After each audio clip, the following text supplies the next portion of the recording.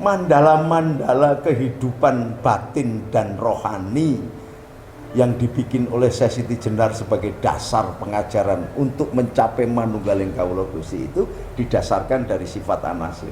Sifat hitam, sifat tanah. Merah, nafsu kita atau darah. Daging kita ini merah. Daging kita merah, maka nafsunya itu jadi merah. Kemudian yang putih sifat angin. Lalu yang terakhir sifat kuning. Maka manusia itu suka akan kemewahan, syahwat. Yang namanya syahwat itu bukan karena laki-laki dan perempuan. Kemewahan, pangkat, derajat, kehormatan, bondo, kehormatan, juga yang serba kepemilikan lah, ya, mobil macam-macam itu warna kuning. Nah ini harus ditempati oleh para cantrik, kemudian menjadi santri. Santri itu dari kata cantrik, cantrik itu dari kata susastri, orang yang belajar tentang kitab dan agama serta sastra. Maka disebut kalau di Islam namanya pondok pesantren, kalau di Hindu namanya sanggar pamujan atau sanggar pertapaan. Kalau di Bali namanya pura. Nah, gitu. Nah, Syekh Siti Jenar ini mengajarkan tentang tasawuf kelas tinggi yang pada waktu itu bagi sekelompok Wali Songo, karena harus dilihat bahwa Wali Songo itu ideologinya macam-macam, karena berasal dari Palestina, ada yang berasal dari India, ada yang berasal dari Cina, perbatasan dengan Soviet cetnya, Madagaskar, ada yang berasal dari Iran, dari Irak atau Madagaskar, ada yang berasal dari Malaka, jadi Maroko. Maka sifat-sifat sentuhannya aja berbeda-beda. Sama dengan di dunia ini ada paling tidak 4 madhab. Madhab Hanafi ini yang berkembang di daerah Cina dan Asia Kecil. Kemudian madhab Hambali yang berkembang di daerah Irak, Iran dan sekitarnya.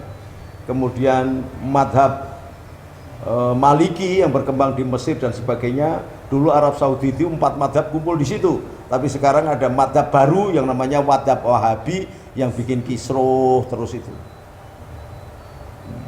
Ini lah, maka di Wali Songo juga begitu. Syekh Ja'far Shadiq yang dari Palestina ini menurunkan ilmunya kepada Sunan Kudus. Sunan Kudus itu putranya Sunan Ngudung. Ini madhabnya beda, maka agak bersikap keras di dalam menegakkan syariat. Nah, sementara Sunan Kalijogo karena dia adalah putra bupati, sebenarnya Sunan Kalijogo juga tidak berdarah Jawa asli, enggak. Karena sampai ke atas, sampai ke Cakraningrat itu, ke atasnya adalah sampai ke pamandan Nabi Sayyidina Abbas radhiyallahu an. Jadi tidak asli Jawa juga enggak. Siapa sih sebenarnya yang asli Jawa atau asli ini? Enggak. Semua campuran semua. Makanya wali-wali di tanah Jawa ini, Wali Songo khususnya itu ya ada Arab, ya ada Cina, ya ada India, ya ada Jawa, ya ada macam-macam. Dan diikat oleh sebuah keimanan dan kecintaan yang sama, cinta kepada Rasulullah Muhammad SAW, supaya bisa manunggal marang Gusti. Gusti ini sapa?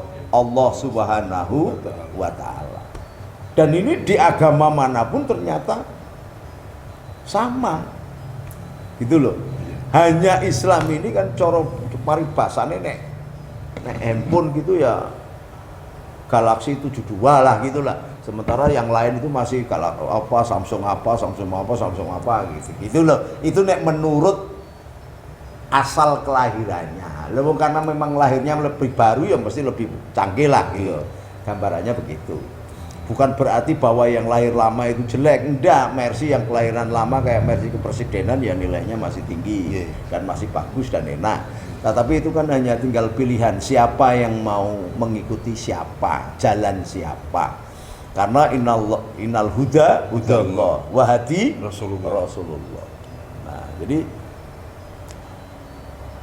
untuk bisa mencapai hudanya Allah, ya cuman Allah yang ngusik ke hati ini. Makanya Hatta itu pamannya Nabi yang namanya Abu Lahab tidak memeluk Islam, malah memusuhi Islam. Abu Jahal memusuhi apa? Memusuhi Islam, bahkan mengancam bunuh Rasulullah. Bahkan ada satu Abu lagi yang belum jelas diketahui apakah dia Islam atau tidak karena masih debatable, dan wakilah sudah Islam, ini namanya Abu Thalib. Dan yang berkelana kemana-mana kemudian membuat kerusakan itu ada satu lagu lagi namanya Abu Gosok. Itu campuran antara Abu Lahab dan Abu Jahal, itu munculnya Abu Gosok. Ngakunya Habib, tetapi sesungguhnya dia nasabnya ke Abu Lahab apa ke Abu Jahal. Karena apa? Kalau nasabnya ke Rasulullah itu pasti lembut, pasti akhlaknya tinggi. Wong Allah sendiri memuji Rasulullah kok, akhlakul khuluq. Bahkan semua nabi, 319.000 nabi ditugaskan ke bumi ini, masing-masing memiliki keunggulan komparatif sendiri-sendiri. Nabi Ibrahim untuk menunjukkan keimanannya, maka dia disebut mencari Tuhan itu sampai melakukan semacam penelitian. Ambillah sepasang merpati, cacah-cacah, bunuh, sembelihlah, dicacah-cacah, bulunya dicampur aduk semuanya. Lalu dari campuran yang itu taruh di beberapa tempat, lalu panggil. Maka daging yang campur yang ini daging, kalau merpati kan ada jenis tritis, megan, plangkok, coklat gitu, gambir, blorok, campur di sini. Dagingnya yang mana, kakinya yang mana, pokoknya dipisahkan, ditaruh di tempat di dua tempat yang terpisah, lalu dipanggil, hidup langsung sesuai dengan awalnya tadi.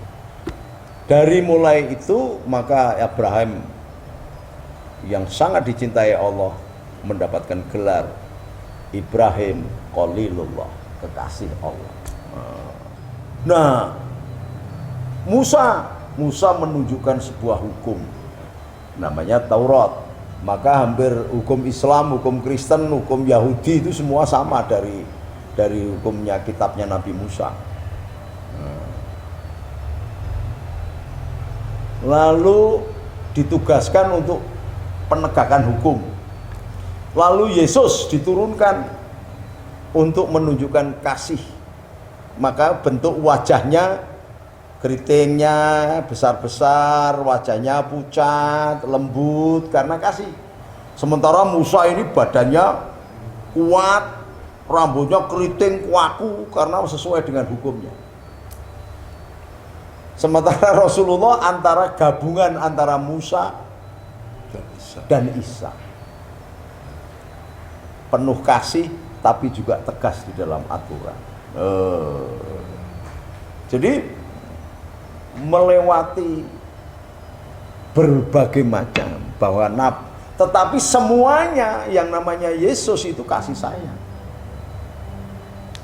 Titik ditugaskannya kasih sayang sebagai firman Allah atau firman Allah, kalamullah. Intinya apa? Kasih sayangnya. Musa penugasannya penegakan hukum. Ibrahim fondasi keimanan. Lalu Yusuf karena kehebatan mimpi-mimpi dan gantengnya, kebijaksanaannya. Semuanya beda semua. Khusus untuk Nabi bukan soal keimanan, bukan soal hukum, bukan soal kehebatan ganteng, bukan soal pertanian kayak Nabi Idris, bukan soal penerapan tasawuf atau kehidupan asketik esoterem yang dilakukan oleh Nabi Set, putra Nabi Adam. Bukan untuk menjadi khalifah seperti Nabi Adam, tapi Rasulullah dihadirkan untuk memperbaiki akhlak. Loh. beda. Jadi maka yang agama Islam itu adalah ketika puncaknya pada tataran innamal bu'istu li utamima makarimal akhlak. Nah, akhlak ini dibangun dengan rasa. Akhlak ini dibangun dengan memperingati, memperati, memperhawa itu dengan topo. Maka dalam bahasa Arabnya disebut tahanud. Maka Nabi Muhammad juga bertapa di Gua Hira. Banyak, tapi orang Jawa dulu sudah bertapa belum? Sudah bertapa. Maka wiroi itu orang mangan nek ora halal. Gitu. Maka yuhud itu apa di tanah Jawa? Yuhud itu nyepi ing pamrih, rame ing gawe itu yuhud. Itu wis pokoknya orang duwe pamrih apa-apa sudah ikhlas semuanya. Allah ilallah minallah. Nah, inilah konsep ini yang diramu oleh Syekh Siti Jenar, tetapi dianggap sebagai sebuah fenomena yang membahayakan karena ada faksi di Wali Songo ini yang menghendaki harus ditegakkan dulu kekuasaannya, keratonnya, sistem pemerintahannya. Nah, kalau sekarang ini yang diusung oleh HTI, oleh FPI, oleh Wahabi, oleh Salafi, hanya bentuknya aja beda, gitu loh, lebih ekstrim. Zaman dulu sudah, maka ini berbahaya ini. Jadi kalau saya Siti Jenar itu ya kayak orang-orang sebagian Kiai NU yang suka kebatinan gitulah, yang ikut toreko, maka Wahabi mengharamkan toreko.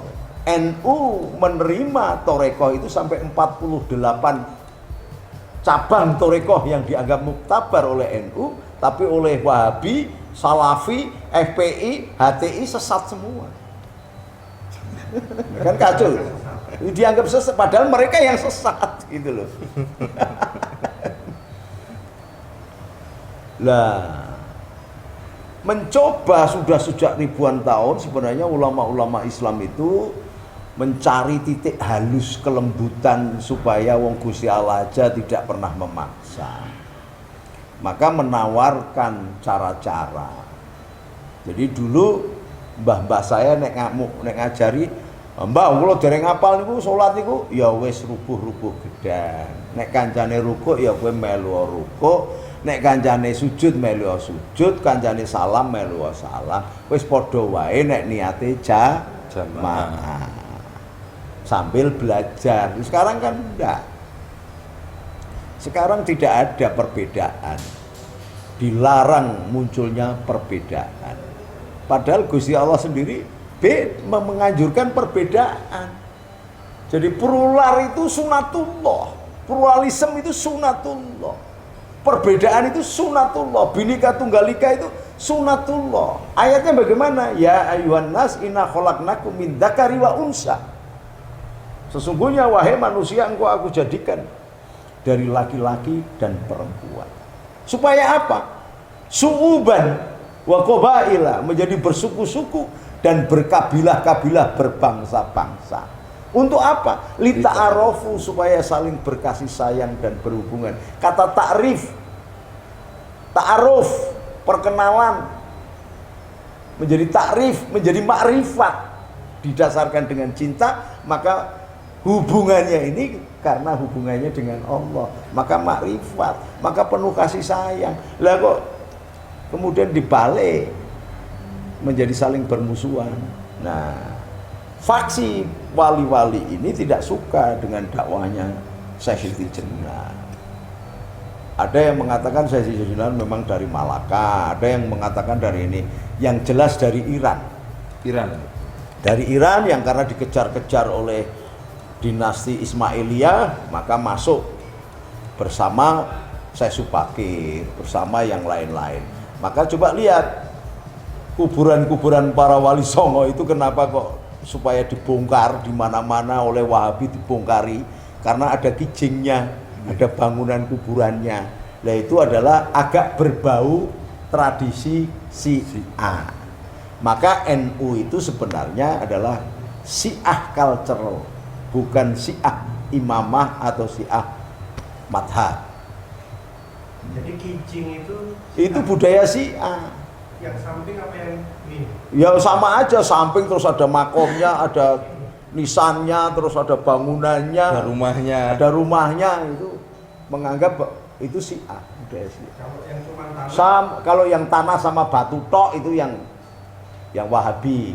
Makanya kuburannya putranya Rasulullah yang namanya Sayyidina Ibrahim, ibunya Maria Kiptiah, orang Kristen Koptik dari Mesir yang dihadiahkan oleh dulu ketika membantu orang-orang Kristen merebut kerajaannya kembali dari tangan Yunani.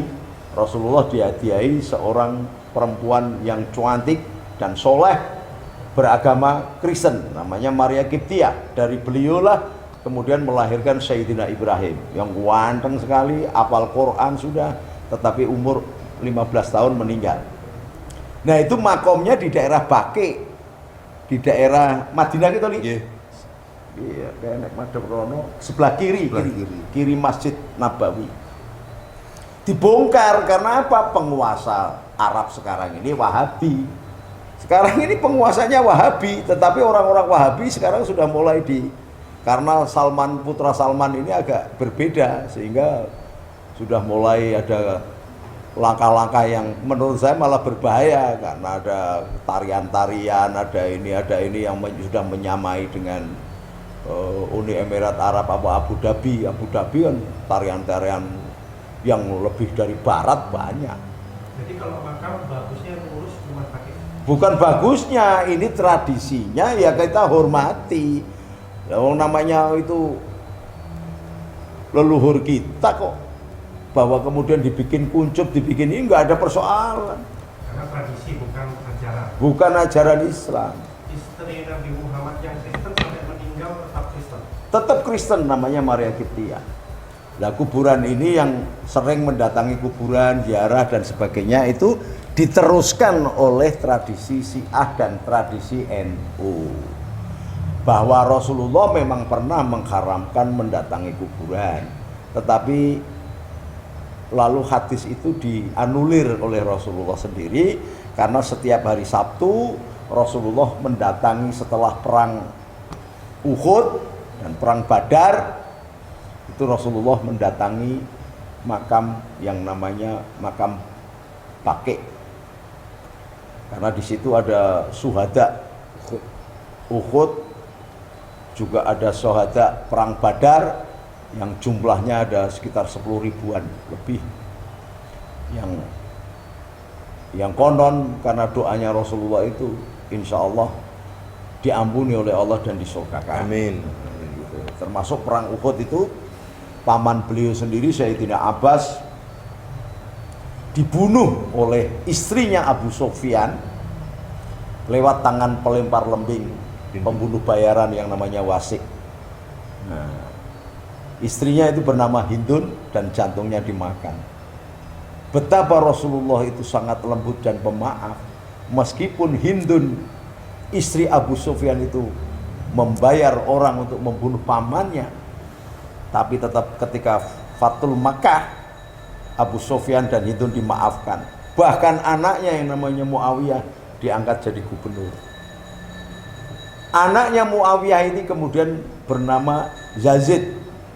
Yazid ini yang memenggal kepalanya cucunya Nabi yang bernama Sayyidina Husain. Oh, betapa pemaafnya. Apa Rasulullah tidak tahu bahwa nanti cucunya Abu Sufyan itu membantai cucunya? Tahu. Tapi Rasulullah orang yang sangat-sangat menerima dan faham tentang innallaha ala kulli syai'in qadir, bahwa Allah lah yang menentukan dan tidak berani merubah, meskipun tahu tidak berani merubah. Ini pertanyaan ini sempat saya tanyakan kepada Gus. Gus, sampean ini lho nek punya kader kok senengane nipu sampean, kabeh do berkhianat, sampean iki janjane makrifat apa enggak? Saya sempat itu pertanyaan yang agak berbau kurang ajar. Saking saya nggak sabar. Sampean ini angger orang ditipu, angger orang nipu, angger orang nipu, angger orang mengkhianat. Lu sampean ini janjane makrifat apa enggak sih Gus? Apa jawabnya Gusti? Innallaha ala kulli syai'in qadir. Seorang sufi yang baik, seorang hamba yang baik, dia akan taat dan tunduk atas ketentuan kodrat dan kodoknya Allah. Hatta itu baik. Oh ini kan kalau nek mung bahasa narasi gak paham. Tapi kan ini bahasa praktek. Nah, Gus Dur bisa menemukan konklusi kayak gitu karena ada rasa pangroso, sabto pangroso, lapis-lapis 7 dari sab'al latifahnya itu bergerak, memicu, mempengaruhi fikra. Oh, kalau manusia biasa kan dari fikra, dari otak ke fikir, mempengaruhi seluruh tubuh dan jiwanya. Kalau orang-orang yang sudah tarafnya mukasyafah, sudah makrifat, itu seluruh elemen hati, sab'an latoif. Jadi latoif itu yang pertama latoif qalb, roh, akfa, sir, latif, natikoh dan kulu jasad. Itu menyatu mempengaruhi otak. Maka ketika otak pada proses pengambilan keputusan, dia diwarnai oleh akal yang berasal dari hati. Hati itu sendiri memiliki lapisan yang bernama fuad. Di dalam fuad ada yang namanya nafsu, di dalam nafsu ada namanya kosron, di dalam kosron ada namanya sodrun, ada kerajaan, ada singgasana Allah. Ini enggak.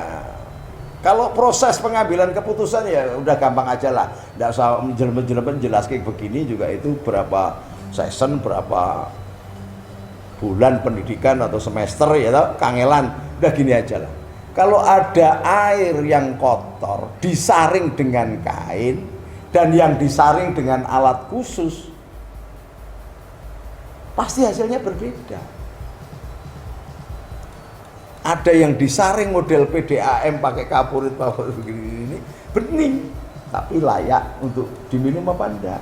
Ada yang disaring dengan kain biasa, diendapkan setelah itu disaring dengan kain biasa, bening, tapi layak untuk minum apa enggak? Tapi ada yang apa itu yang RO, wah, di ozon macam-macam yang hasil penelitian dari Jepang gitu.